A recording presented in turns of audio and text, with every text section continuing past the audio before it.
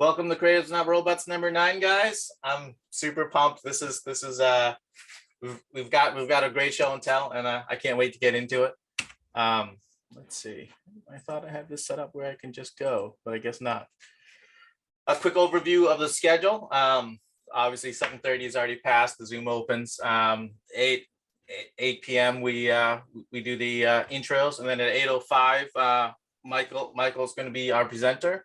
And then at 8:25, we're going to do show and tell. And then at 9:30, the show opens up and the event ends. Feel free to hang and chit chat and just talk for a bit if you want.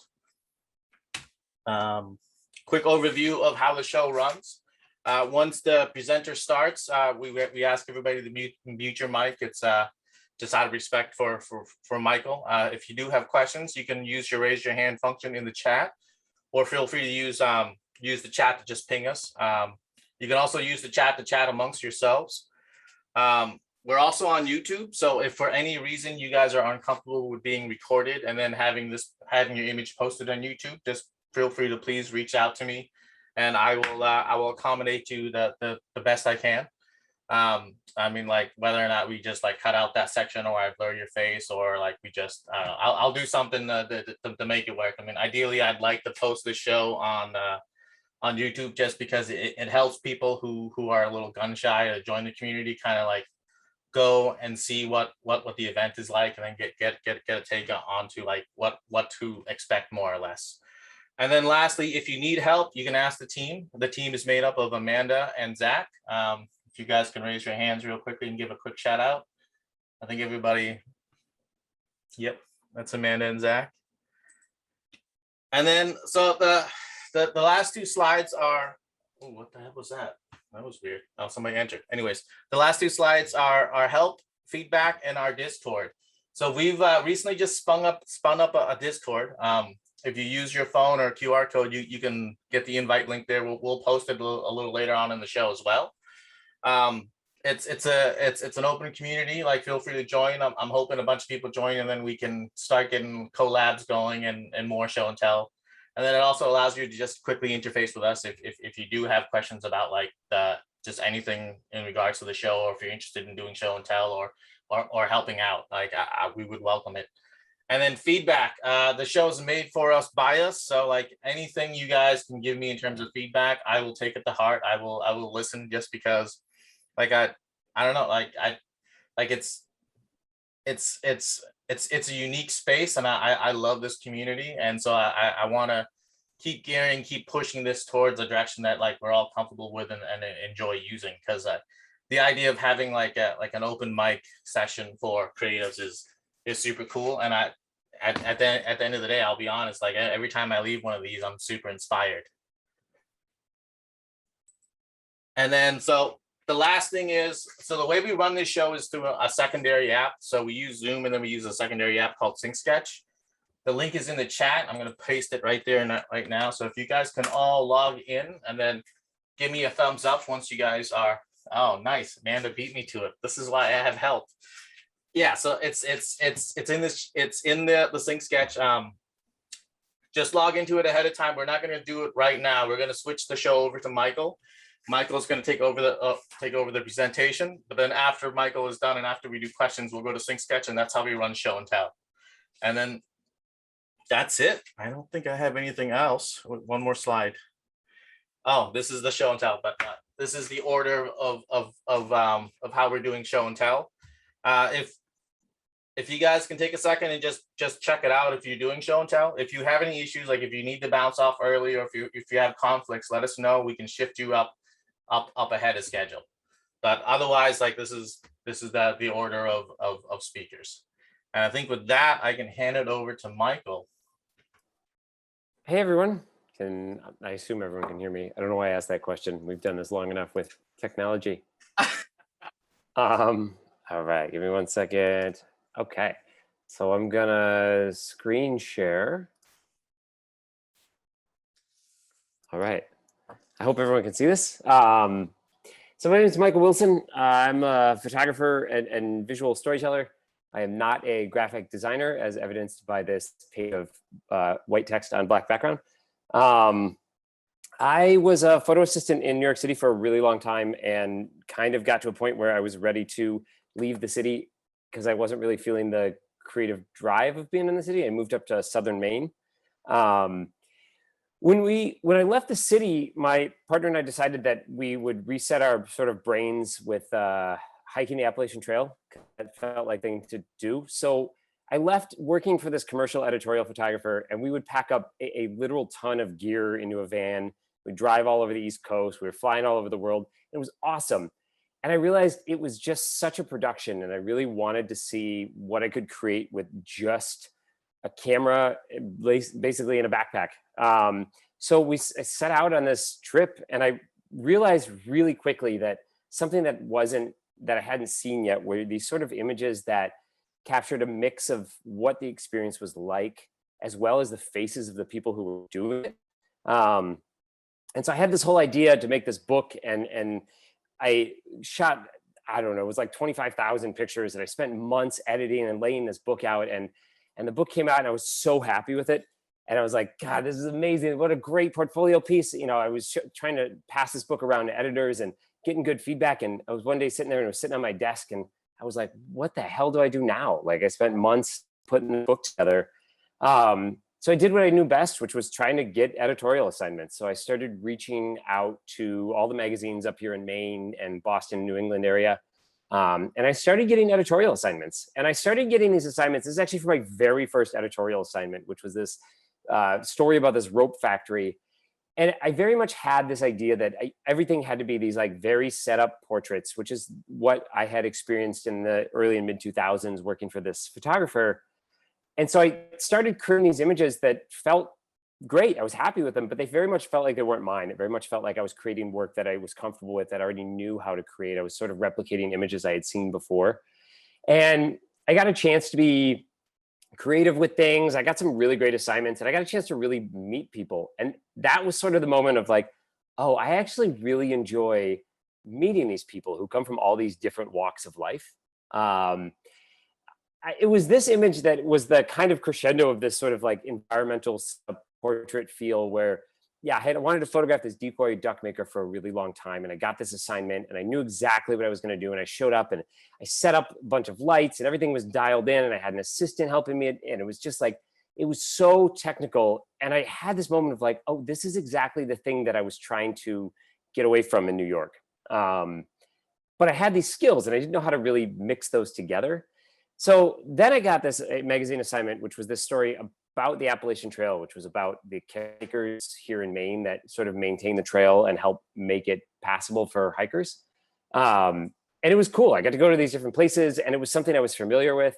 And it sort of mixed these two things. I had this moment of mixing these sort of semi-staged portraits with the subject matter that I cared about.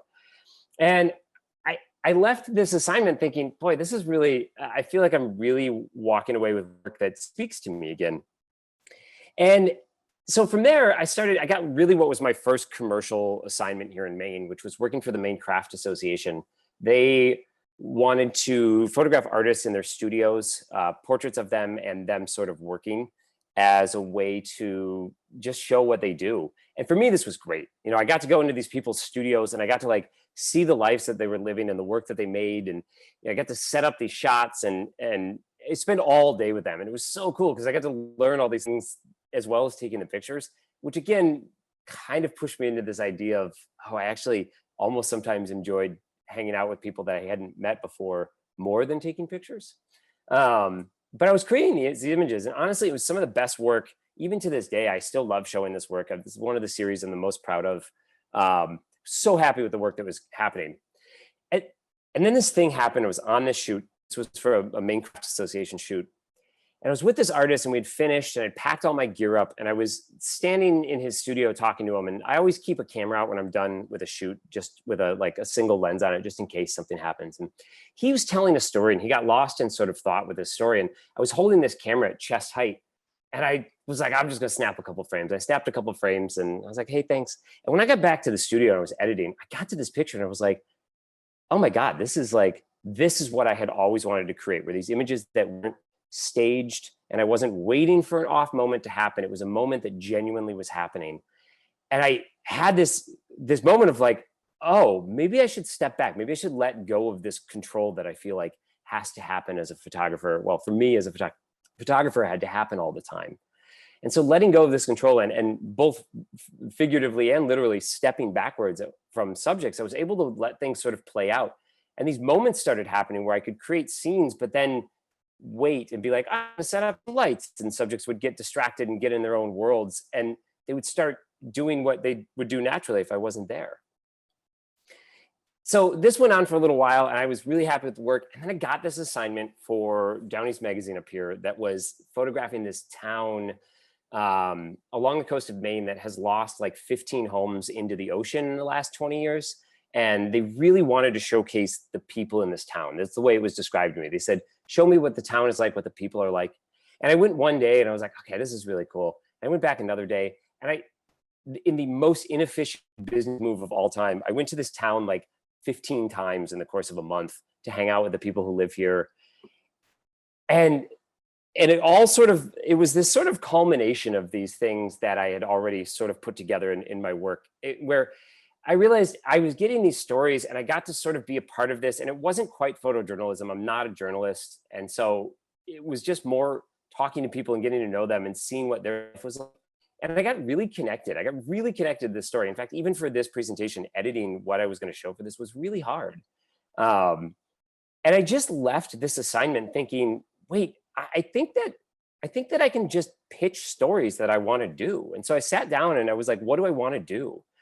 And I have been, for whatever reason, obsessed with chainsaws and saws. I don't have any interest in cutting trees down per se, but it's just something about the physical labor. And I said, I want to photograph a collegiate woodsman team. And so I pitched this story about Unity College.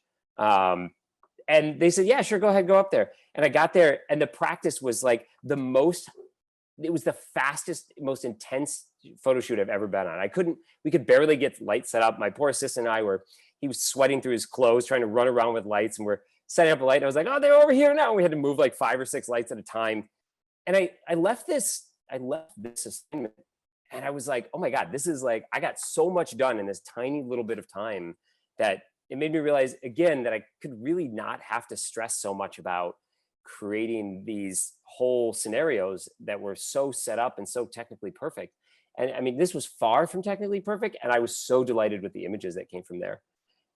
So about this, shortly after this, I got this assignment. You actually may have been here for this one, to photograph Brian Scalabrine, who's the basketball. I'm sorry, I don't know anything about sports, but he's a basketball player. He played for the Celtics. So they said, thank you. And so he said, I was told I had 15 minutes with him to get a portrait. And I was like, 15 minutes? And I had sort of logged this experience with the Woodsman team in, and I was like, I can get a lot done in 15 minutes. So I got this portrait in a couple of minutes, and I was like, do you want to see if you can hold a bunch of basketballs? And so he was holding basketballs, and I was like, I want to go outside. He's like, sure, let's go for a walk. And suddenly I was like, oh my God, this is great. This is beyond, I'm stepping further away from what I was asked to sort of create.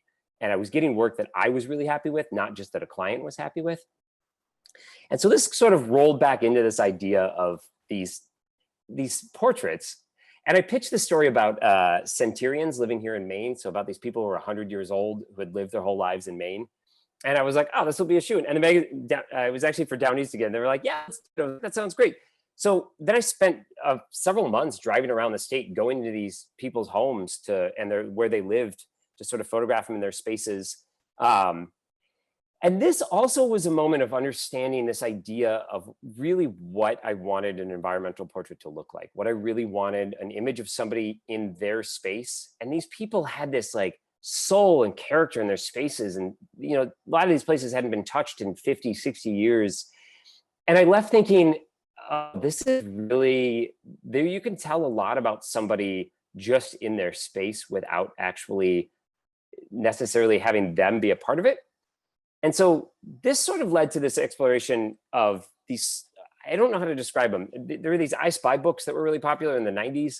And I think about those books all the time, because I can't remember the last time we've spent this much time with a single image before. And so I started creating these really wild pictures of people in their spaces where, I mean, honestly, I could spend half an hour. I still look at these pictures. I'm like, what the hell is that? I didn't see that in there before.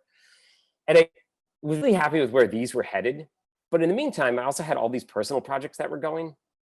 And I was following around a friend of mine who was a falconer. And we spent a couple of years on and off going out with him while he was training his bird. And it developed this understanding. There's this human animal connection that it's not a pet, and it wasn't this like wild animal. Something about this that felt so strange and still does to me, that I really wanted to explore and what it was. And it was the first time I had a project or an assignment that didn't have an end. There was no book for this. There was nothing that came along with this. And this actually just got picked up. This will be in October. I think Maine Magazine will be publishing this. They'll have a little portfolio on it, which is great to see the work sort of come together, because it's wild to see a project go from just something you're interested in into print, which then turns into these commercial jobs that now feel way less like commercial jobs. The first couple of commercial jobs I had, it was so stressful because I was trying to do something that I thought was way out of my wheelhouse. So last fall, I got to shoot some work for Maine Office of Tourism. And I went with my friend's production company up to the North Woods, and they were doing a whole video piece, and I was tagging along doing stills. And it was this understanding of this teamwork that I hadn't really experienced. Mostly editorial was just me showing up with the lights and talking like an idiot to subjects so they would relax and we could get some pictures. And so it was cool working with a team of people and realizing, like, God, having a second set of eyes and having somebody else's mind and ideas on set and on a project was really valuable. And so I left this with this entirely revived, especially after last year with COVID and everything, this entirely revived energy for photography, where I was like, I think I actually really still love this business. And so I teamed up with that production company again this spring, and we did this athletic spec shoot.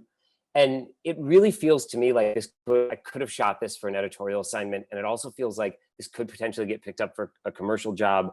And it honestly is kind of where I want everything to sort of fall into place. And so in my perpetual interest of people and animals, this spring, I decided to work on beekeepers. I've been really fixated with people who keep bees and just bees on the whole. And so this project was kind of moving at the speed that I would like to see the future of the way I sort of create work go. Whereas I found a friend who's a beekeeper. They introduced me to a couple other people. I got to hang out with them throughout the day just to take some pictures of them and their works. And in doing so, I got to meet ran into the Maine state beekeeper. Turns out Maine has a state beekeeper. And I asked the beekeeper, I said, is there any, I would love to create a story or pitch a project to somebody, but beekeeping itself isn't a project. There always has to be a why, I think, for a story to be successful. And I said, can you think of anything? And she was like, oh yeah. And she just had this list of things. And one of the things she mentioned was this 9-year-old beekeeper who lives here in Maine, who like just randomly got into beekeeping when she was 7. And so this picture, I think, will be out next month. And this to me was like the moment of like, okay, here it is. It's all finally coming together, where I feel like I can use an editorial image to turn to a commercial client and say, listen, here's a thought for, I don't know, Burt's Bees or whoever might be the client at the end. This is what I'm proposing, and have sort of the work to back it up. And what I think interests me the most is that it comes from something that's just a basic fascination that then you can turn a camera on, which then becomes an assignment, which then maybe becomes a commercial gig. And I really kind of appreciate that there's this blurry line between all of it for me. Well, I just went backwards. That's kind of all I have to say. So I appreciate everybody hanging out and listening. And I allocated a few minutes of time if anybody wants to ask any questions or swear at me at all. That was unreal. That is incredible work. Oh, thanks, guys. Amazing. Thank you. Yeah, I remember some of it from your Instagram page. Yeah. The elderly, the centenarians that you were just showing. Since I follow your page, I remember those. I remember loving those at the time. Just very authentic. Exactly how you described. Just a perfect portrait for that scenario.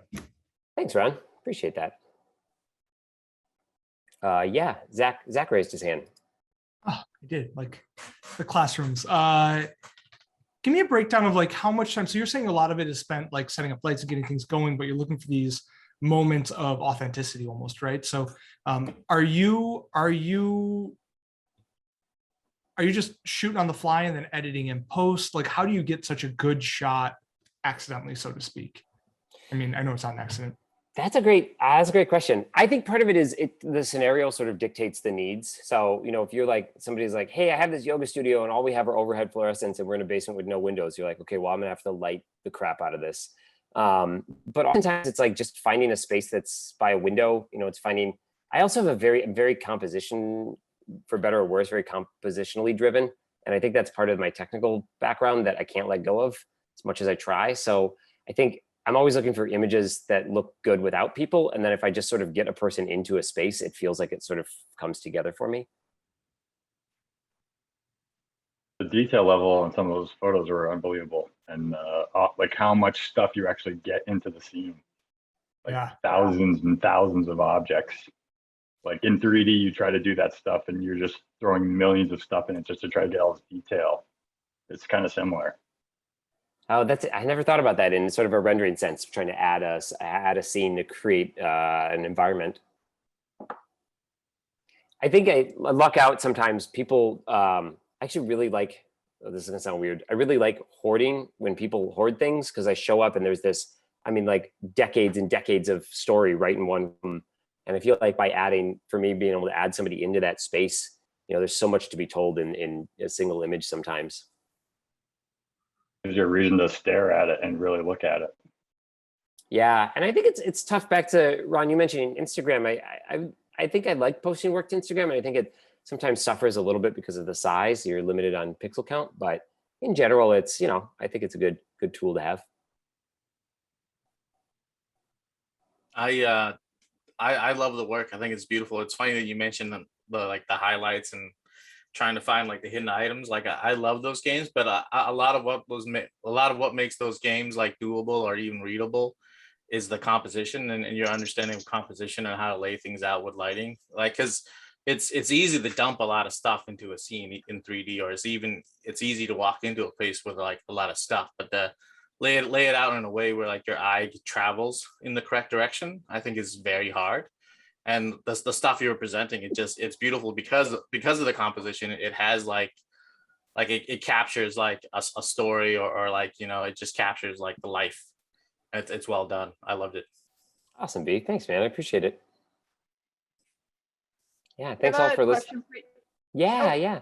So, well, I think your approach is like really cool, that you start with this idea of a story and then you kind of let the story unfold. But I'm curious, like when you go into it, how much of that story do you have in your mind already? And has there ever been a time when the story was not what you thought it was going to be? And like, kind of how did you like pivot like in the moment like that? It's interesting. If it's something that I'm just exploring on my own, it's easy to pivot because there's no real timetable for it. But sometimes for like assignments, you know, especially people who don't have a lot of time, you might only get a few minutes with them. And so a lot of the short time limit stuff, I try to do best I can with researching what people are and what they do and how they do it, because people love to just, it's the best way to talk to people, just asking them about themselves and their work. And people are like, oh yeah, sure. Also, everybody hates being photographed. There's nobody in these pictures who is like, oh, this is the best part of my day is being photographed. Every single person when you show up says like, I hate being photographed. I also hate being photographed. So it's easy to empathize with that. And so I think that becomes this sort of like, honestly, sometimes if I have 10 minutes with somebody, I'll talk to them for 8 minutes and then be like, all right, let's snap a few pictures, because just that giving up that little bit of time with the camera makes it so much easier for me to be able to get sort of a genuine connection with them.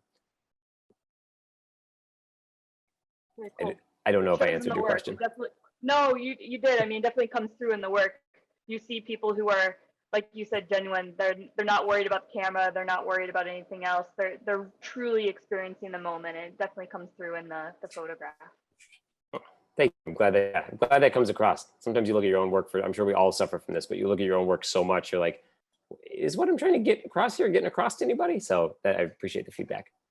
When you were talking about like going out to that town to do photography for them and kind of highlight the town, do you have any suggestions for making people feel comfortable that like they don't know that you're coming to photograph them? You just see them on the street. Like, do you just go up to them and ask, is it okay if I can shoot a photo? Or are you just kind of looking for those moments where they're like hanging out and stuff?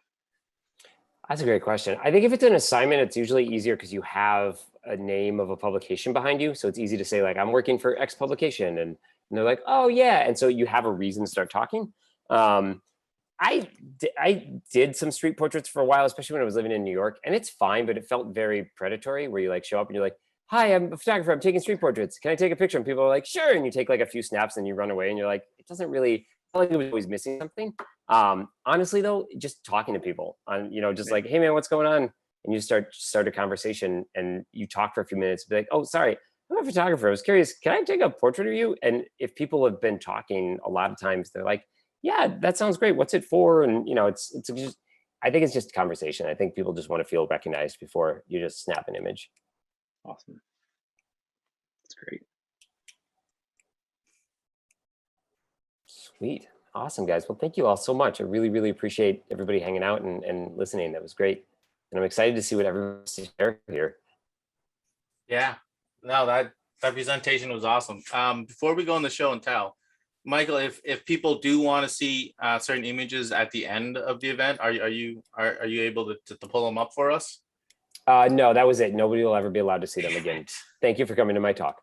Of course, yeah, I can absolutely pull them up. I'm happy to talk about individual images or whatever. Yeah, I just wanted to give people the option because like you ran through them fairly fast. I mean, like you held enough for us to see and get a gist of them, but I'm sure like there's more questions that like people might have that if they had a little longer to see the images or just relook at the images, like there's definitely more conversation to be had. But that said, awesome. Let's head over into show and tell. So if everybody can switch over to Sync Sketch, does let's see, hold up, I gotta switch over myself. I'm gonna post the link in the chat again, unless Amanda already did it. She beats me to it every single time. What was that? That I beat you to it. Yep, exactly. All right, so the first one is Amanda and I. Amanda and I, for this Creatives Not Robots, we decided to do a collab, and I'll let you take the first slide here, Amanda. Sure. Yeah. So if you guys follow us on Instagram, if you've seen any of the emails we sent out, you'll have seen some of these illustrations, some of the photographs. So like Dee said, we did a collaboration this time around. Bea took the photos and I made the artwork that went on the posters in these Photoshop templates that Bea was kind enough to create. And I just really wanted to do something that felt like summer. I did some branding work for Cape Ann Surf Shop earlier this summer. So a lot of what you see here were kind of the throwaway concepts, initial like doodles and illustrations that I had done for that. So it was nice to like find a home for it. So when Bea said he wanted to do a collab, I was like, yes, I have lots of creative work that needs a home, so let's do it. Nice. And then I'm going to switch over to the next image. So the next image is just a collage of photos. So I mean, the genesis of the idea is like when I lived in New York for the short stint that I lived in New York, I just love weed posters, like weed paste posters. Like I'd walk by them all the time and see them, and I was just like, I've been wanting to like do a design that incorporates that aesthetic. And so the idea was to go out and get as many like photos of like walls and surfaces where weed posters could live, imaginary wise. And then this is where we ended up. And I just really dig the look and the aesthetic. And then somehow through like my, I think I ended up taking like 120 photos. And then like out of the 120, like this eight or nine popped up that just had like a nice summer vibe, a theme with the scooters. And it worked really well with Amanda's designs. And I think these, correct me if I'm wrong here, but your initial vision was each of the posters that would be in each image would be the same, kind of repeated. And yep. I just had too many designs I wanted to use, and I had to get some information in there too. So I apologize, Bea, for probably ruining your vision, but you let me run with it, and I appreciate it. I mean, that's the best part about a collab, and like I can't speak to like I can only speak volumes about it. I mean, like the idea of a collab is you each get a hand in it, and then like it's just awesome to let the other person run wild and do something cool. And like if you guys have time, I mean, like please reach out to each other and do collabs with each other, because I think it does nothing but like push your boundaries a bit more, you know. That said, if you guys have any questions, wing them our way. Otherwise, we'll move on to Brian, which is our next show and tell. No? All right. Brian, do you want to say anything about your piece before we move on? Before I show it? I want to say that you guys did an awesome job, and I love the designs a lot. Oh, thanks, man. But I don't have much to say about. So I've been I'm a cinematographer and a filmmaker, and I've been doing CG for almost a year now in September, and I'm getting driver updates right now. And these are a couple renders I did, and then one photograph. I'm a sort of hobby photographer. And yeah, I mean, this is I use Blender. I use just a bunch of add-ons, and I'm just like trying to learn my way through the CG world. And it's really taught me a lot about light, which is so interesting that like the computer can teach me, artificial light teaches me about real light. And I think it's actually made my cinematography better because I understand light better from having all this time, in Blender to play around and stuff. So this is what I've been playing with. And I have another one too. I don't know if I'm like manning this bee or you guys. Okay, cool. Yeah, just tell me when you want to skip, and I'll skip to the next one. Okay, cool.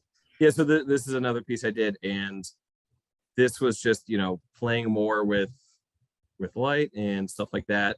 And I had a fun experiment where I didn't like how like the arm looked, so I went to clone stamp something and I slipped, and it made this really cool texture pulling from the fabric. And I was like, that's pretty neat. And I just started doing it more.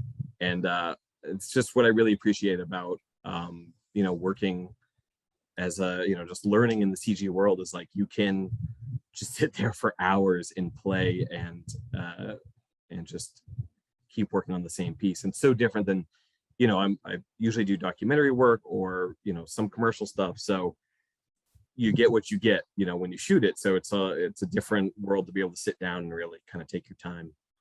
So that's cool. And then, so I have a photograph. So I also like to, take photos, and I'm like way into prisms this past year, just CGing prisms, just talking about light. And I've been, I just keep a polo on the lens when I go out, and I, bring a prism when I'm walking around. And I noticed that turning the polarizer changed what light wavelengths were refracted at certain, angles through the prism. And I just took like 100 photos of like this area once that like kind of, hit me. So this was really fun to play around with. So yeah, I like light, and I've been learning about it through photography and through, experimenting with prisms and photography, and through CG has taught me how to, be able to light better as a camera operator, cinematographer. So that's it. I do not need all 5 minutes unless anyone's got any questions. I just really love how like from your CG and 3D work and your photography, it just meshes so well, and you can really tell that you're like pulling a lot of examples from the real world into your 3D work. It's just incredible. Thanks, dude. It's really neat how you said you were learning about light through 3D as well. Oh yeah, I mean, I totally suggest any photographer or cinematographer just check it out. I mean, I learned so many technical details that like what an index of refraction is just by being a human, but when you like have to know what number to type in, like I didn't know there was a difference between water and beer or honey. Like I just didn't know what that meant. So like learning that and then incorporating that, like, oh, index of refraction has different wavelengths for prisms, and then like, oh, so that's why this works, and it just kind of like helps tie it all together. I don't know, it really has helped me with technical stuff. So thank you, CG world. look I just great. want to say I love this image that's up right now, and like I've been doing CG since I was in like, I don't know, middle school, and like I saw this, and right off the bat you said you were a cinematographer. I didn't realize this was CG, and that's just really incredible. Well done. Well, I think that goes to the the add-ons that are available these days. I didn't make this model. It's a human generator is the plugin for Blender, but I mean, like, in the background are these buildings, which are kit bashed assets, because I'm way too lazy to model stuff and not good, and then I just crush it with color correction and all that stuff. But it helps you, just like, for me as a person, the cinematographer, and I like photography, it just helps me like prototype a frame. Oh, I'm all done. Thank you. No, it's awesome. We'll definitely have more time for questions at the end of this. But let's move on to Sean and Amy. Hey Sean, guys, Amy, you guys want to say anything? Ooh, go ahead. yeah, I'll give the brief intro. So this is the spot or a series of 3 15-second animated spots that we got to do for the Vermont Lottery. And this was like a super fun project for us because we got referred. It was a new client for us, but referred through a friend who, is always the best introduction because they were excited to work with us because we already had a mutual acquaintance. And they showed us the pitch deck, which was basically one slide for each spot with a picture of the ticket for like the scratchy that like had the picture of like an animal's head on it, and then just like some lines of dialogue that they had written out, and they basically were like, we need this fleshed out, we want like a full jungle scene, we want music, sound effects, like we really want to be transported there. But like Amy basically got to like take the style of the ticket artwork that they had developed and build it into a whole environment. Like we love the stories, we got to like jump right into that, and it was also a big enough budget that we were able to hire a couple sound guys in New York, and they did just an absolutely fantastic job composing their own music, tying each of the spots together but giving each their own flavor, and worked with us on casting and recording the voiceovers, which was just way too much fun. We had so much stuff that we wanted to put in, but like 15 seconds goes super quick. So Ames, I don't know if you want to add anything before they roll the footage. No, I was just going to say we also got to work with a really cool character animator who was recommended to us, who works for Disney and Nickelodeon and was doing some side work because they had extra time at home during the pandemic. So that was very fun too. All right, roll that footage. All right, here we go. You know what you can do with opposable thumbs? You can grab a simple tool and play Jungle Instant tickets from the Vermont Lottery. You can win up to $5,000 instantly. Now that's a lot of bananas. Like that one on your counter. You gonna eat that? Really? You're gonna make me repeat myself? Really? Okay, fine. When you play Jungle Instant tickets from the Vermont Lottery, you could win up to $5,000 instantly. Did you hear me? Do I have to repeat myself? Really? If there's one thing I know about, it's scratching, and I love to scratch. Rawr. If you do too, play Jungle Instant tickets from the Vermont Lottery. You could win up to $5,000 instantly with one good scratch. And who doesn't love a good scratch?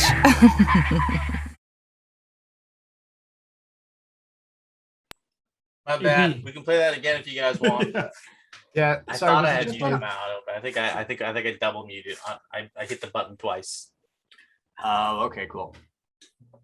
Yeah, but any questions before we move on, guys? Can we run them again? Yeah, let's run it Yeah, I again. was distracted. Thank you. Hold. You know what you can do with opposable thumbs? You can grab a simple tool and play Jungle Instant tickets from the Vermont Lottery. You can win up to $5,000 instantly. Now that's a lot of bananas. Like that one on your counter. You gonna eat that? Really? You're gonna make me repeat myself? Really? Okay, fine. When you play Jungle Instant tickets from the Vermont Lottery, you could win up to $5,000 instantly. Did you hear me? Do I have to repeat myself? Really? If there's one thing I know about, it's scratching, and I love to scratch. Rawr. If you do too, play Jungle Instant Tickets from the Vermont Lottery. You could win up to $5,000 instantly with one good scratch. And who doesn't love a good scratch?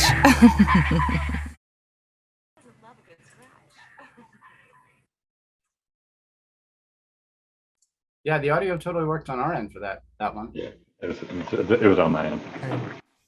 I was gonna say you can adjust the audio manually for on your side on the bottom thing sketch. Nice. Those things are cool. Do you Lisa guys, Frank. And yes, word up. It's totally like Lisa Frank. did it come with like brand colors and everything? Did you guys? For me, Yeah, a lot of times having that figured out is like a really awesome opportunity to like just focus on like the animation, making it fun, and not being like which colors need to work with what. Yeah, they gave us the ticket art, which they had worked out themselves ahead of time. So we had like the face to go off of, and then built out the scene and the rest of the characters, which was cool. So Yeah, it's very cool. it was a good place to start. Mm-hmm. Did you say what the turnaround time was for those? It was pretty fast. It was 4 weeks, but we actually did it in like 3.5. It was totally bizarre. We thought they were kidding, but we turned in the second draft and they showed it to the client. Everyone was like, yeah, let's print it now. This is great. We're like, we have one more draft to go, guys. Nothing you want to change? So it worked out really well. Should write that down. That has never happened. I know. No. That's gonna be such a good feeling in a weird kind of way. Yes, totally. All the VO and stuff had to get approved though. I mean, that's a lot of stuff to get through. Yeah, luckily because they had really specific ideas of what they wanted for VO, we just had to get the artists to be as specific as they could with their voice. They had like they wanted Norm from Cheers and they wanted Scarlett Johansson, and so we just tried to ask people to hone in on those sounds, and it worked out really well because they were so specific. Yep.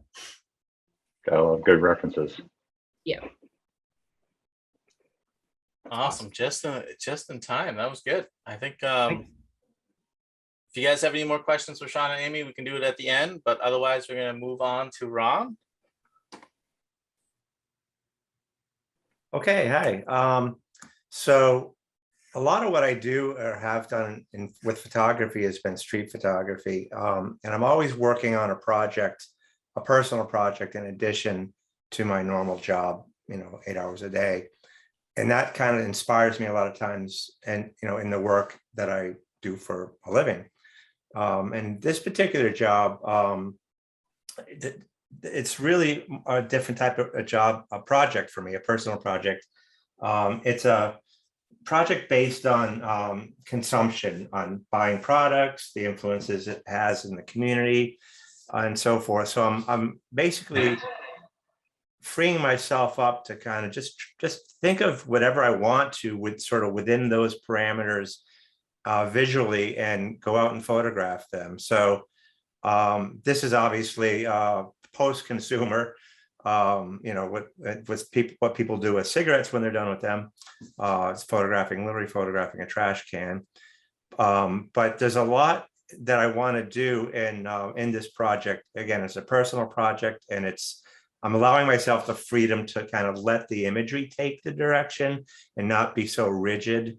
I also do design work. Obviously, that's my main focus. So you'll see in the next slides that I've actually incorporated some design into those. And that was something I didn't think I'd be doing, but allowing that freedom that I want in this personal project, that kind of crept in. I mean, it seems obvious now, but at the time I was thinking, oh, just photography. But it is, I'm allowing that in because I want that to sort of evolve and just kind of see where it goes. So skip to the next one, Ron? Yeah, absolutely. Go ahead. So this is where design comes in. So it still, connects to commercialism and consumerism. This is me photographing in my studio. Sort of had a rough idea. People drink Coca-Cola. Coca-Cola is full of sugar. And so I'm thinking, okay, how can Ron, I think we're looking at two different images. I think Oh. this is the image that you want people to be looking at, right? The Coca-Cola bottle. Yes, that was, Okay, I thought that was the one that was up. Okay. So I shot this in the studio, and I'm thinking about, sugar in everything that we eat. I'm not trying to be like against sugar. I even drink Coca-Cola once in a while, but visually and creatively, I wanted to kind of pursue it and see where I could take it. So I did this little poster of the Coke bottle sitting on top of a pile of sugar. And then, like everything, things come to you. So I, scraped out like 3 lines, like indicating all that, it's addictive like a drug, makes it look like you're, going to do lines of sugar. And the fact that it's all legal, sugar is legal, obviously, as it should be. I put an FDA logo on it to kind of like tie it all together. This is, so that's sort of the concept of it, but that it's part of this broader project of consumption. And that was one of my ideas that I worked up. So if you want to go to the next slide, you can go to that one too. And this I one don't- is the checkout girl. Are you no, not in the sync sketch? the Ron? one I'm in there, there's one in like a store checkout. Yep, that's the one. Oh, I'm not seeing that. Oh, are you in sync? I think I am, but that's all right. I don't need to see it. I know what the image looks like, as long as everybody else is seeing it. So that particular image of the woman at the checkout woman, that was actually one of the first images that this sort of kicked off this series. And I'm being into photography. I really like to photograph with DSLRs and whatnot, but everybody's got mobile cameras. The technology has gotten so good, and we're always in places that you can't bring in a real camera. So I started photographing with my mobile camera in supermarkets and other places, and sort of again building on that consumerism idea that I had. So I see I'm down to 16 seconds, so I don't want to ramble on, but you can go to my Instagram page and see a lot of the other images that I've been working on. Eventually, I'll probably turn it into something like a book or something. I don't know what yet, but so that's what this project was about. It's slick. Can you post your Instagram inside the chat, Ron, so that everybody else has it if they want to go? Yeah, sure. In the main Zoom chat. Yeah. Okay.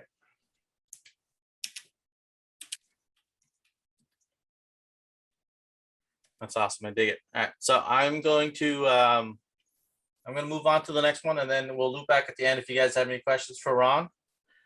The next person is Nick. Nick, do you want to say anything about your piece before I hit play? Hey, how's it going, guys? Can everybody hear me? All right. Can you hear me? Yeah, I can hear you. Yeah, perfect. This is short animation I created. It's actually a minute. I had to trim it. It's created with a new tool that I just started using, and I'm really excited about.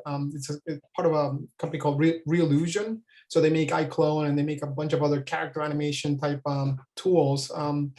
I myself do a lot of work with 3D. Originally, went to school for filmmaking, actually with Buntal, and slowly but surely ended up in the advertising world. And so most recently, I've been doing more client work, which is great.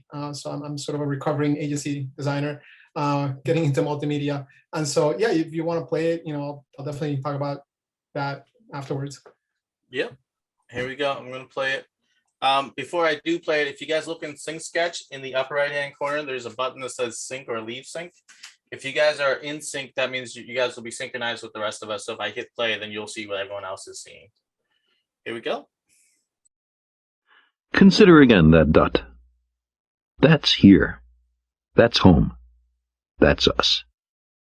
On it, everyone you love, everyone you know, everyone you ever heard of, every human being who ever was, lived out their lives. The aggregate of our joy and suffering, thousands of confident religions, ideologies, and economic doctrines, every hunter and forager, every hero and coward, every creator and destroyer of civilization, every king and peasant, every young couple in love, every mother and father, hopeful child, inventor and explorer, every teacher of morals, every corrupt politician, every superstar, every supreme leader, every saint and sinner in the history of our species lived there, on a mote of dust, suspended in a sunbeam. All right, so as you can see, it's a bit of a mashup, some Carl Sagan with, pretty large primate. I love animation, bringing things to life. I think one of the hardest things that I've had to challenge myself with is trying to bring a little bit more character to characters. Ironically enough, you want to put out some personality to things and give them a little bit of life, not just move them around, which tends to happen a lot. So that's, every opportunity I get to work on something, that's usually what I try to do, is make it a little more unique. And so right now I'm getting to an animal phase, so I'm starting to work more with animals. I've been stuck in a skull and bones phase. You probably see my Instagram; it's all full of the same type of subject matter. But usually, before that, it was AR. I was in AR for a while, so I kind of get stuck in these sort of different techniques or whatever. And so I'm pretty excited about where it's going and where it's leading. But yeah, if anybody wants to ask any questions or whatever, I'm happy to answer. I'm a huge fan of iClone and Character Creator. Love those programs. They're really friendly. They're very cool. I mean, I started off with Maya. I remember B brought some CD-ROMs actually with kinematics for Maya 4 way back in the day, and so I used that forever. And then a friend of mine here out in the West Coast introduced me to Blender, and so that really got my attention, and I got stuck in Blender probably since 2014, 2015. And now this is like groundbreaking. I can't get enough of this thing. And so who knows where it's going to lead, but I'm really excited bringing all these things together, and hopefully, if I can get into Unreal or maybe Unity or something more interactive, that would be even more fun. So it's like you're never done, it's like you're constantly deeper in the rabbit hole. For sure. You're right, you're never done. And between you and Bryant, like, you guys are gonna break me with this Blender stuff. I hate you guys. I don't need another 3D program.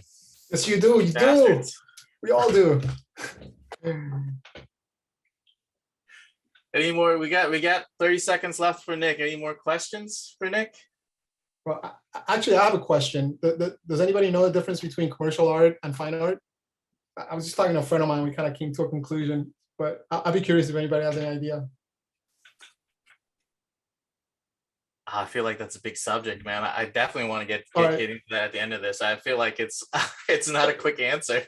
But I guess if I had to shorten it down, it's one's out of love, right? And the others for money. The way we see it is budgets and deadlines. That's true. It's true.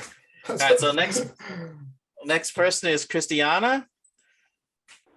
And just let me know when you want me to skip ahead in slides. Yeah, so I just wanted to kind of give some initial, start with some context that this is actually kind of a different client than probably most of you. That is Port City Makerspace. There is a nonprofit, and I've been doing this work as a volunteer.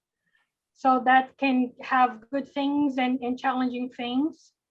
Like you have less people to work with, and you need to deal with people's time. But so I wanted to show here the kind of, so you can have the idea of the Makerspace. If you guys don't know what is a Makerspace, it's a community workshop.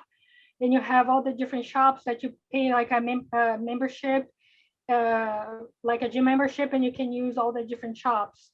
And so the thing that we didn't have there was a place where we would put all the sewing machines, all the different things that didn't have a place, paper craft and knitting things.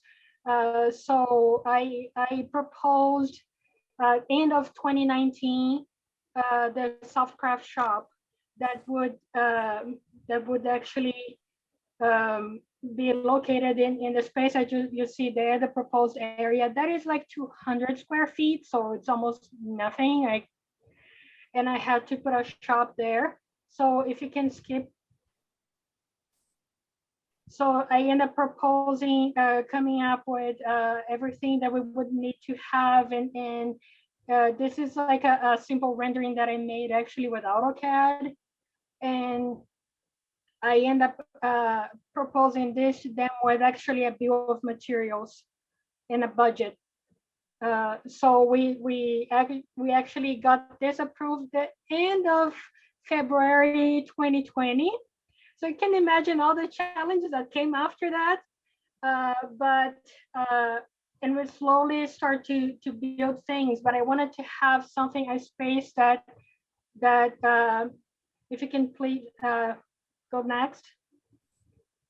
So you can see the space that I have to deal with before, and what has been until recently. We are almost finishing working on the project, so I wanted to add a lot of colors, because in Makerspace we have a lot of builders, but I also wanted to have this change that to bring more color and to be more of a creative place that people collaborate, and a place that foster creativity and collaboration.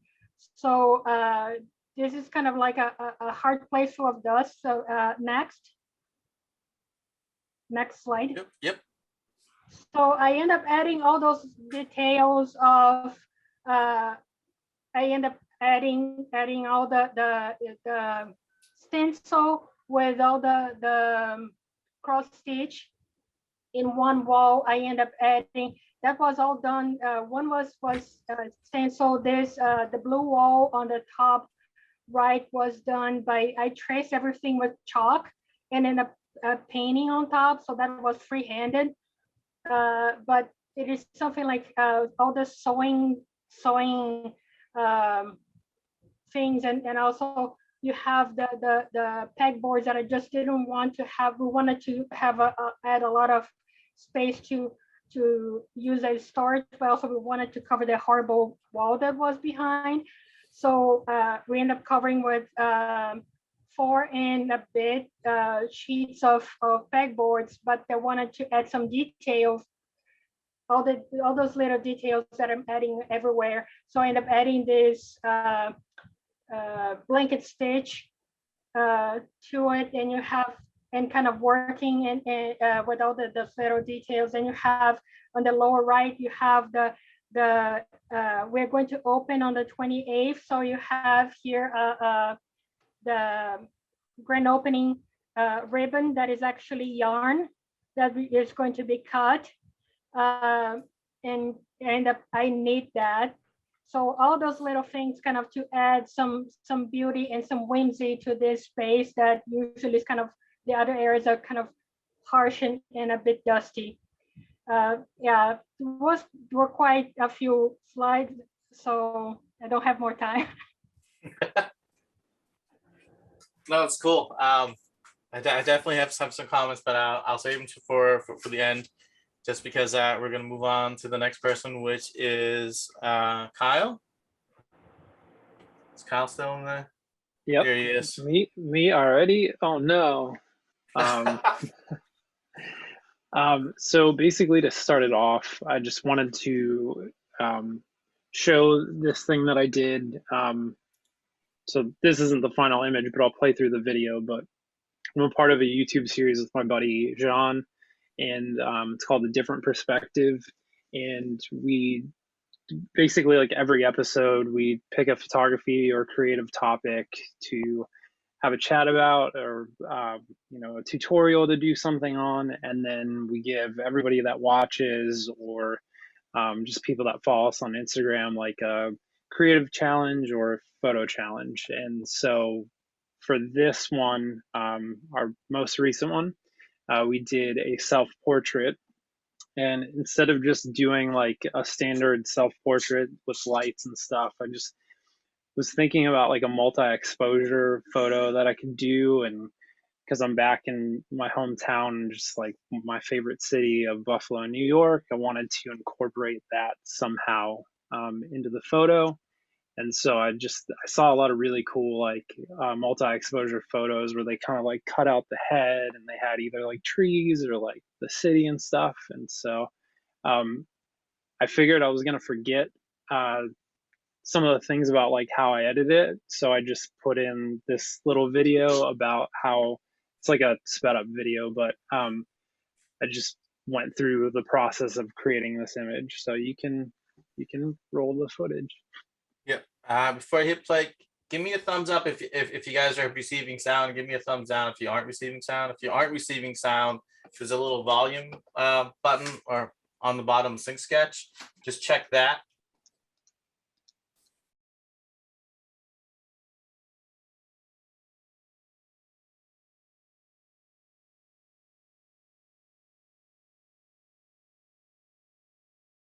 I'll show you real quick how I took 3 different images to create this multi-exposure effect in my portrait photo. And here are the separate images that I edited together in Photoshop.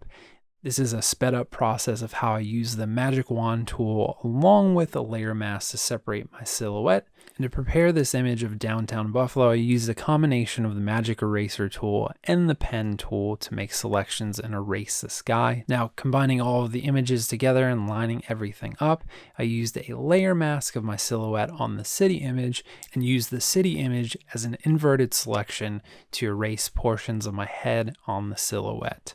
And to finish this all up, I used the screen blend mode on my city photo and dropped the opacity to 50%, as well as dropping the opacity on my silhouette to 90%. And then finally, I just made the decision to go with black and white on this one.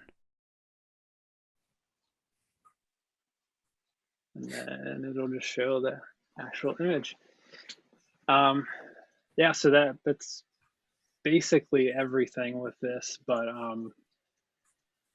yeah, I just thought that would be like doing a multi-exposure, and like I kind of like walked around downtown Buffalo and was looking for a couple hours to figure out like what composition I was going to use to like cut out my head, or if I was going to use just like a different concept altogether. But I found this one shot that I just love where like the little train goes through Buffalo, and ended up finding like a puddle for the reflection, so I was able to incorporate like one of my favorite elements of photography, just like looking for reflections and stuff. And this is what I ended up with. It's cool, man. I love seeing the process. I love seeing the breakdown and like how much you get into it. It's funny, I always see the end image and I always assume that like it's never done through like different means, you know, other than just snapping a photo or like adjusting in camera. So it's cool to see the Photoshop process. Thank you.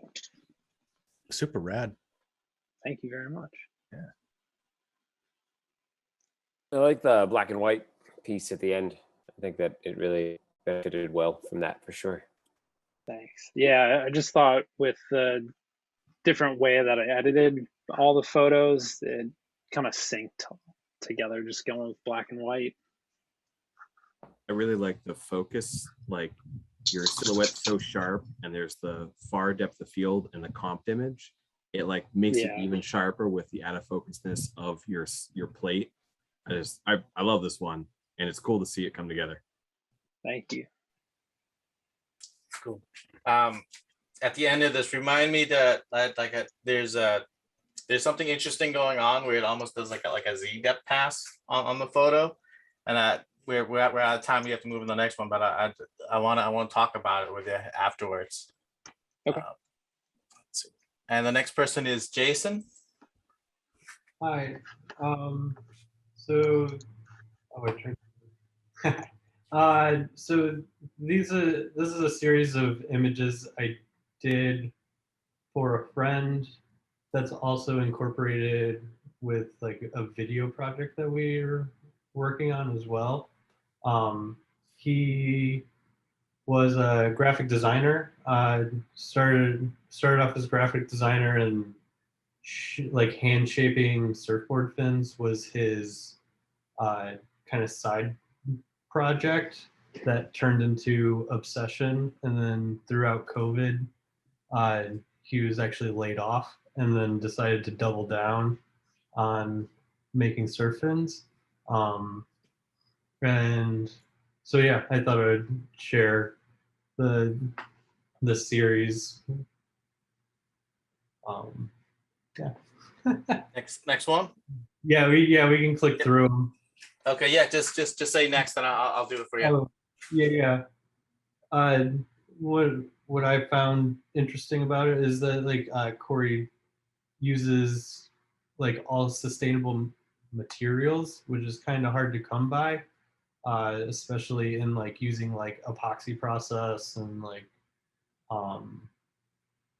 fiberglass, stuff like that. Like the stuff that like, it's funny that like surfers are always like preaching, like seem to be like extra preachy about like being environmentally friendly, when like surfboard process is not at all. You can switch to the next one. So I worked with a DP to create we did like process, and then we did some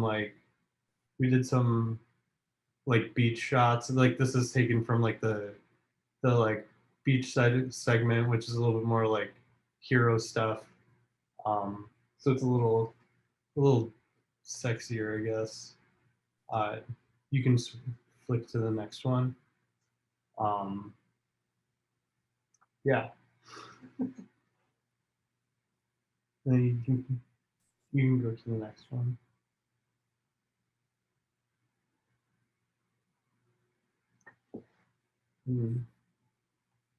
Yeah, you can click through them. Sorry. They're cool, Jason. Like your choice of subject matter and composition, like I'm always super impressed with the photographers in this group. Like you guys all have like a super like great understanding of composition and how to direct your eye. It always, I mean, like with choice of color and everything else, it's always super impressive, and like it always draws you in. Yeah, this is gonna be like, this was kind of like my first crack at directing, like the video stuff. Like I had a DP, and like he was looking to like get some stuff in his portfolio.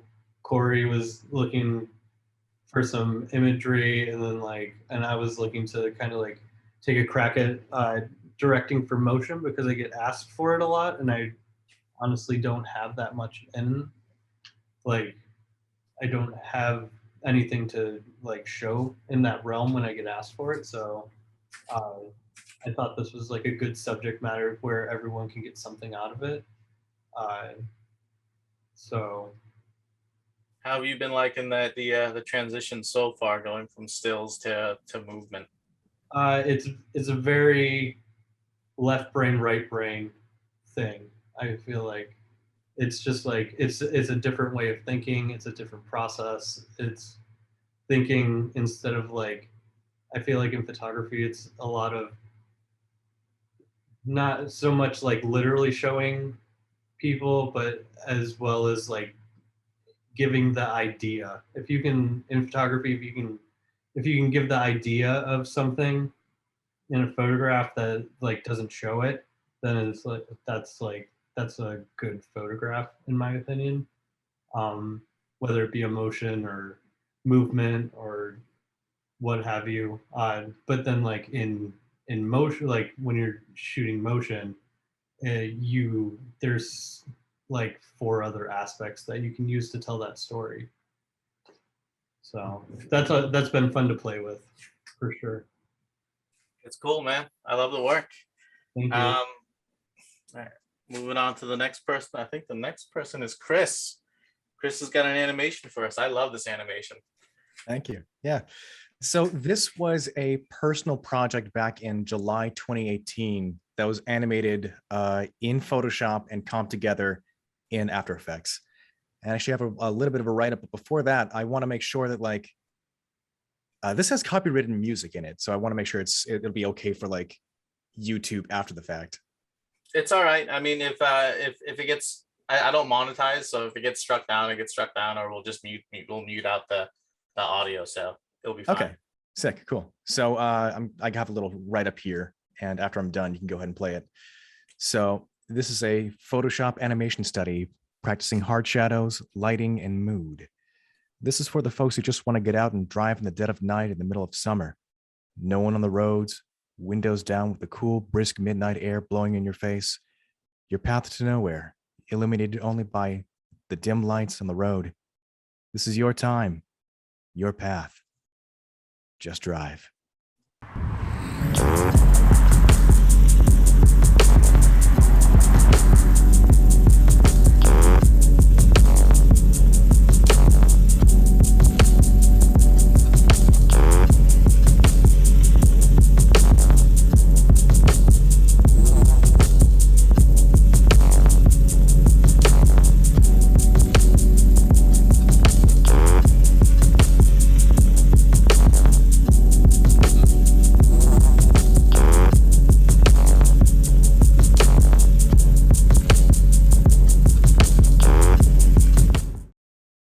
So yeah, this was all animated in Photoshop, so it's 2D. And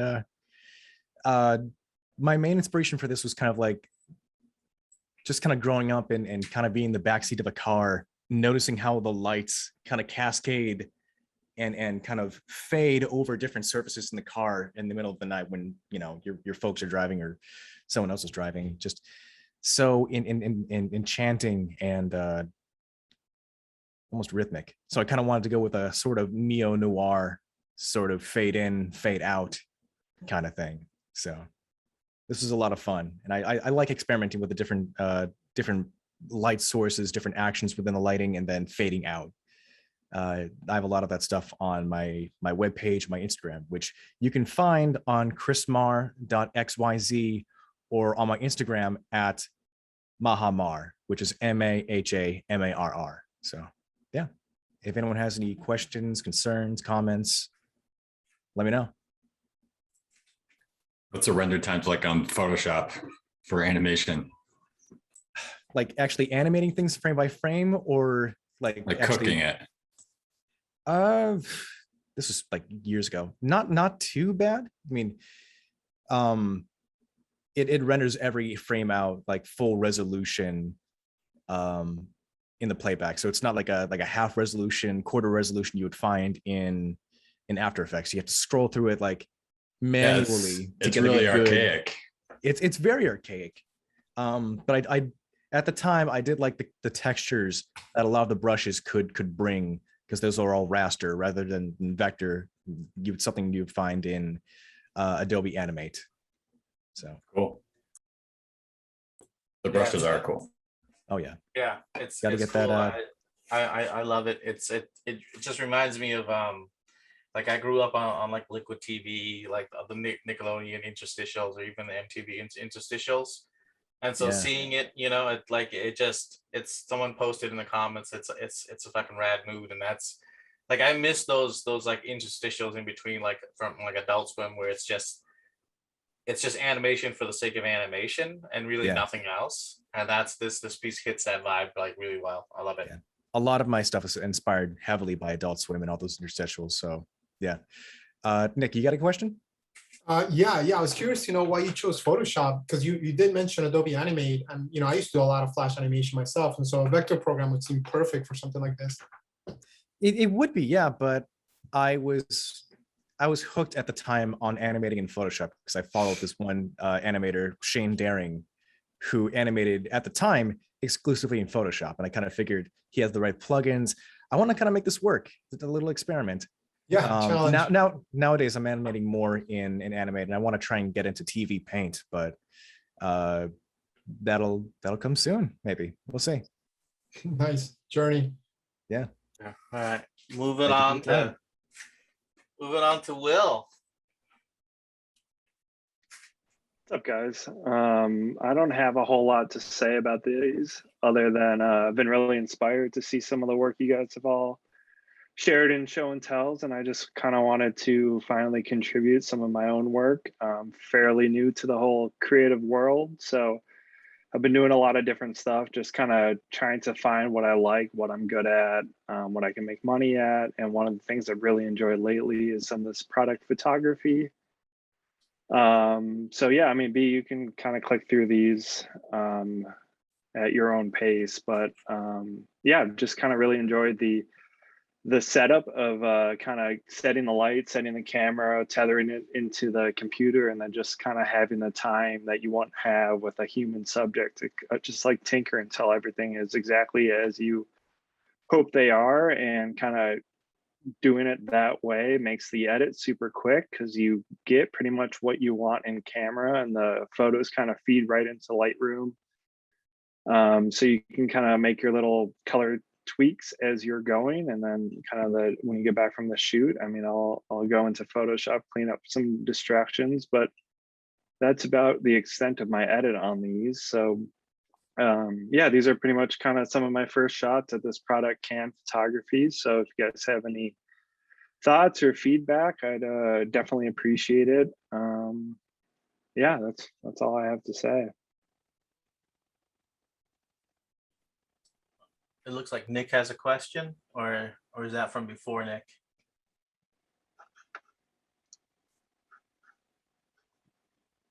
Oh, you're on mute. I was saying that I was very curious about your choice in lighting, and also, you know, your thoughts about creating movement through a still. Yeah, I mean, the lighting is just, I mean, especially with these cans, I mean, there's so much, I mean, the reflective properties are so kind of like dominating that it's just the name of the game is to kind of center the eye where you want it to be without having kind of too hot of a light. So it's a lot of just like how much diffusion can I get in between I've got like 2 or 3 speed lights that I use. And I mean, on the strawberry one, I'm probably a little too hot on some of those reflections, but yeah, I mean, I wouldn't say there's a ton of movement. I saw a question in there about the ice cubes. Those are fake. They're just acrylic ice cubes. You get like 100 of them for like $10. And the sweat is like a glycerin water combination. Kind of gives you that feel like they're just kind of pulled out and laid out on a hot day. And that condensation will stay exactly like that for as long as you need it. Like, I'm sure I've left a mess. I've got some studio space. I'm sure kind of some of that condensation is still on some of those cans. So that's a cool little trick that you pick up kind of going through the different YouTube videos and tutorials and stuff. But yeah, I mean, it's a fun process. It's a lot of like searching around on Pinterest and Instagram and kind of seeing what other people are doing with some similar subjects and kind of deciding then how you want to put your spin on it, how you want to apply it to the different flavors or themes of some of these different adult beverage companies. So yeah, I mean, I've had a lot of fun with this kind of stuff. I don't know if that answers your question. I've as a former graphic designer for Harpoon Brewery, who owns all of these brands, I will say this is a million times better than what we used to do. Namely, I was one of the people who used to photograph the beverages, the cans, the packaging, and this looks phenomenal. I love bringing in the themes, what you've done here. I think that's really cool. So I just wanted to say kudos, and I'm glad that they're finally bringing in actual professional photographers, as they should have years ago. Thank you, I appreciate that. Can I ask a bit more about this UFO, this first image, the UFO? I love this one. I love the conundrum it puts on your brain in terms of like flipping things upside down and right side up. Yeah, I like that. I like that one a lot too.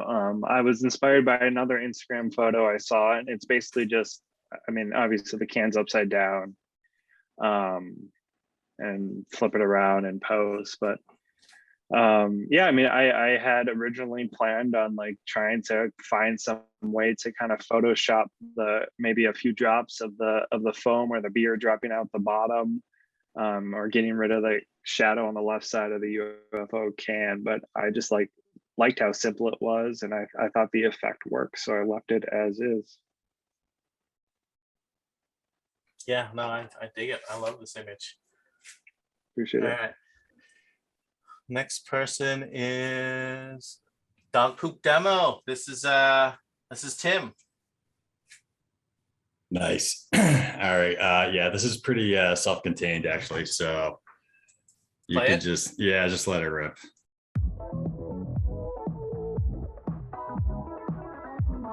The client wanted us to create a shot where the dog would walk up and poop out some coins.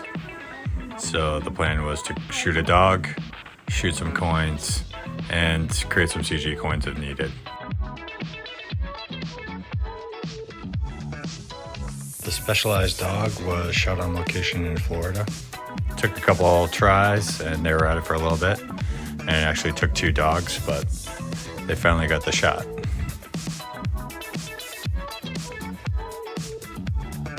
We'd hope to be able to get some of these coin layers in live action to use in compositing. Ultimately, it wasn't enough. We needed CG and post to get us there. So we got to work on the plate, scaling it up, painting out the real poop, the trainer, the leash, and comping in some of the live action coins. But we had to go further. The practical coins weren't enough, so using some PBR textures we found online, we took that into Cinema 4D, did some dynamic simulation rigs in X particles, and then rendered it all in Redshift 3D. The end result was a very funny CG composite image that everyone was very happy with.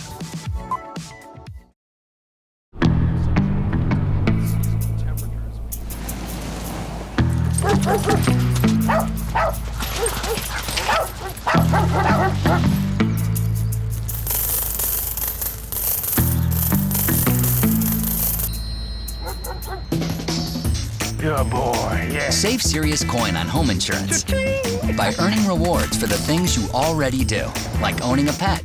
Open House Home Insurance. Insure smartly. All right, so thanks a lot, guys. I hope you liked it, and thank you for letting me be a part of Creative Not Robots. I love this piece. Yeah, that we might have some copyright stuff that we're gonna have to look at there too, B. But Okay. Yeah. yeah, Just let me know and we can adjust. yeah, that's a client's brand spot. But yeah, there was a 9-spot campaign. There was like 430s, a bunch of 15s, and it was all scenarios where people doing things that they do every day saves them money. So as they walk around their house, they're turning down the thermostat and like using their smart devices, and money's just pouring out of everything. So that was kind of just of the campaign. And I don't know where these jobs come from. They just like seem to like fall in my lap. But yeah, this is the kind of stuff that I don't know, I get involved in. So it's pretty funny. It makes it fun. It looks like fun. Agreed. Just gotta say, I mean, the spot was great, but like I was dying over here having watched so many process videos, and this was hands down the most entertained I've ever been.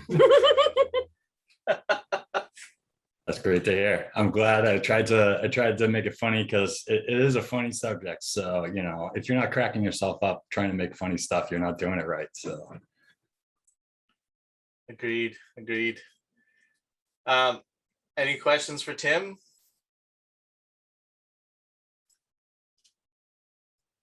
I just want to confirm somebody did have to roto out poop, right? Like that was someone's job. not someone, it was mine. Not just anyone. I was on that dog sphincter at about probably 1500% zoom for several days. Oh man. The rotoscoping and the cleanup actually were the majority of that shot. And I think that one shot was probably, it was probably 3 or 4 days of work. So could you not have just fed that dog a bunch of coins? They were trying to come up with anything they could think of to try to make that concept work, but You got an ASPCA problem there. yeah. Yeah, you would have probably gotten sued by PETA or something if you had done that. Yeah. But I was gonna say it could be worse. Like my dog is a walking pooper, so I mean, at least the dog was staying in place. This dog was supposedly trained for pooping on camera, so that's a thing. Oh my god. That is totally a thing. That's the best. That's the best takeaway from the night. And she You had know, multiple. her There was dogs multiple trained to dogs. poop on Wow. camera. Oh my god. Amazing. In any case, a shit job. Best way. All right, moving on to the next person. It is Sarah. Sarah, Oh, you want to say anything about your reel before we play it? Because it's utterly amazing. sorry. I thought I was on mute, so you guys all heard me laughing really hard. Yeah, I've been sorry, my dog has decided to play. Here, go get that. I've been freelance for a year as of June. Stop it. And I made this reel to celebrate, and that's all I'm going to say until the squeaking stops.